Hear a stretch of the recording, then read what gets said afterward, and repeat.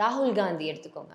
ராகுல் காந்தி வந்து இந்த ஓட்டு சரியில்லை, ஓட்டிங் வாக்கு திருட்டு நடக்குது எல்லாம் சொல்லி சொல்லி சொல்லி எவ்வளோ சொல்லியும் அதுக்கப்புறம் அந்த வாக்கு திருத்தம் வந்து கொண்டு வந்தாங்க, ரிவிஷன் கொண்டு வந்தாங்க.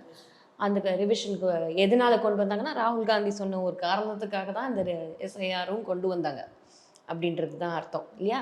அப்போ பீகாரில் வந்து இது வந்து ரிவர்ஸாக போய் முடியும் அப்படின்னு நினச்சிக்கிட்டு இருந்த காலம் இருந்துச்சு. இது வந்து அப்படிதான் இந்தி கூட்டணி நினச்சது வந்து என்னன்னா, இது வந்து கண்டிப்பாக வந்து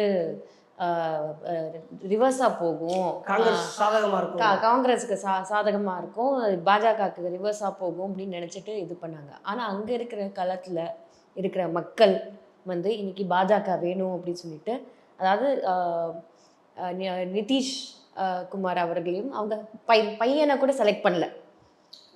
ஏன்னா பையனை செலக்ட் பண்ணல, ஏன்னா அவங்க வந்து சீரியஸாக வந்து பாலிடிக்ஸ் பண்ண மாட்டேங்கிறாங்க. தேர்தல் வாக்கு எண்ணிக்கை வந்து கவுண்டிங் டே அன்னைக்கு ராகுல் காந்தியும் ஊரில் இல்லை, பிரியங்கா காந்தியும் ஊரில் இல்லை. அவங்களோட சீரியஸ்னஸ் பாலிடிக்ஸில் அவ்வளோதான்.